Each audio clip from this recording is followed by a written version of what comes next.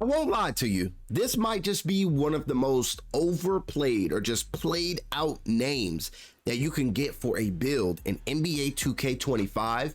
But I would be lying if I told you that this build is not cheese, okay? This is like, I understand now, okay? I understand it now. There's a lot of people using this build, and it's because, one, it's one of the most dominant popper builds in NBA 2K25, but this is actually low-key all reliable, okay? This build is going to be able to do everything that you want to do besides, like, you know, dominantly ball handling as a power forward. So enough of me talking. Let's go ahead and get straight into the build. All right, power forward, we're going 6'7". Yeah, 6'7", 263 pounds. Now I get that this build name is not the sexiest, but with cap breakers, you can easily change the name of this build, and that's the craziest part. Okay, like a lot of these builds, you can get the opportunity to change their names if you really wanted to, and that it's wild. It's wild. But for our wingspan, we're going to go 7'3". All right, let's get it. All right, so it's time to mix some stuff up. Close shot, we're going 75. We are using this build as a dominant, crazy popper build. So this would be for like your park gameplay more than rec, because I mean, you could probably use this for rec, but I honestly would play like park with this. You could be a good spot up, space the floor, run the fast breaks. You could pretty much do everything. All right, driving layup, we're gonna go with a 51. Driving dunk, we're going 65. Standing dunk, we're going 72. And then for our post control, we went with a 60. So with these stats, you already know what we getting into. All right, we ain't got really no reason to go into the paint. Like, you know what type of timing we on. Mid-range, we got an 85. I really wanted to make sure that we had a pure green window, so we went with that 85 here. That's going to unlock some silver shooting badges for us. For our 3-ball, we went, I believe, maxed out to 79. Yes, it is max. And then free throw, we went 62. For our pass accuracy, we went with a 65. I don't think you need OD pass accuracy unless you are a point guard, okay? Yes, the pass accuracy is pretty low for a guy that might be getting a couple rebounds. I get that, but hear me out. You don't need anything too crazy, especially if you're only playing park. So if you really wanted to get a break starter on silver, you can go and take something away. But if you take anything away, it's not coming from your finishing. You definitely don't want it to come from your shooting. You already won't have too much playmaking. So the only options that you have is defense or rebounding. And I'm not giving up any of that. So we wanted the 65. We can always use our tier 2+1 badge. We shouldn't be throwing full courts anyway, because this game is so freaking RNG. So we wouldn't be making any wild passes like that anyway. So I feel that it's safe to have a 65. If you want silver because it looks cuter, then use your tier 2+1 that you get at level 15 for your season pass. Ball handle, we keeping that at a 55. Our speed with ball, a 57. Boom, bada bang. All right. Interior, we went with a 71 for our interior here. Perimeter, we wanted to be able to get a shot contest for the perimeter, so we went with an 84, and then we also wanted to be able to switch if needed. So 84 for the perimeter. We want to play passing lanes, especially if we're playing at the park. So we went with an 84 for our steal, or 85, sorry, for our steal to get that gold interceptor. And we are moving on to the block. Our blocking is going to be an 84 because we want to make sure that paint is not sweet. So with an 84 block, we do get that paint patroller on silver. Now you can always tier 2 +1 this to gold if that's what you really want to do. It is completely up to you and how you want to play. So for an 84 block, we got the paint patroller, silver, we're cooling. Offensive rebound, we went with an 84 just so we can get a board or two. 84 offense, and then we OD'd on the defensive rebound. We went with a 96 for the rebounding defensively. Now, unfortunately, we do max out here at a 96. We do not get that 99, which is cool because we can still shoot. We can still do, play defense, whatever. We're fast as crap as well. So yeah, and then we'll have one crazy vert. But defensive rebound, we get a 96. We max out at a rebound chaser of Hall of Fame. Now that tier 1 +1 badge will definitely get us to that legend if you decide to use that on this. So we got that option. All right, we can rebound. Speed, we went with an 82 speed. We will be able to keep up with people that probably think that we shouldn't be able to keep up with. 82 speed. Our agility is going to be a 71. We still are, pretty big. We're 6'7" power forwards. Our strength was most important to me, so we went with a 95 strength. Yeah, 95. I might have OD'd on here, but y'all let me know. But box out beast, having this on a 95, it's only going to max out at Hall of Fame. But if we wanted to use our tier 2 on here that we get at level 15, then we can still have a legend box out beast. Okay, that was the most important part for me. So when it comes to rebounding, if we really wanted to have a legend rebound chaser and also a legend box out beast, then we can.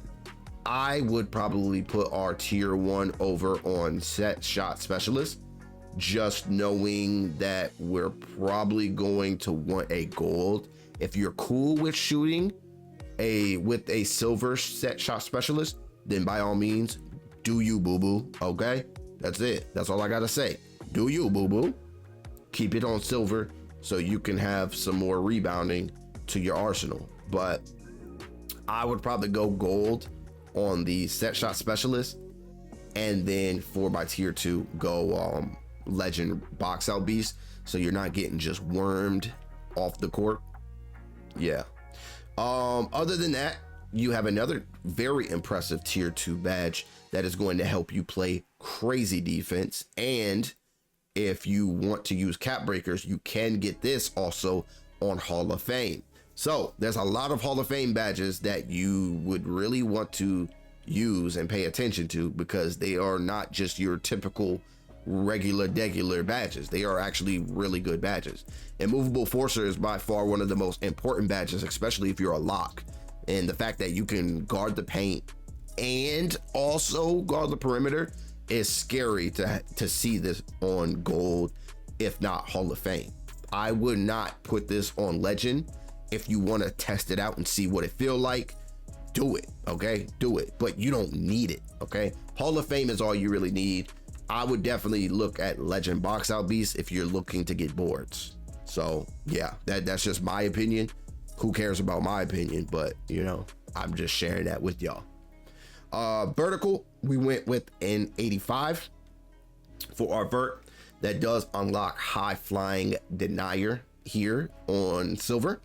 But if you really, can you, 4? Nah, you probably can't, but that is okay. You still have Hall of Fame. You don't need, well, high flying denier. I think we were talking about high flying denier. Yeah, you don't need gold. Silver will do, because you still have the speed. And this is just like, if you can hawk somebody down for real. You'll still get blocks because you still have it on silver, but I don't think, let's actually see. What were we looking at?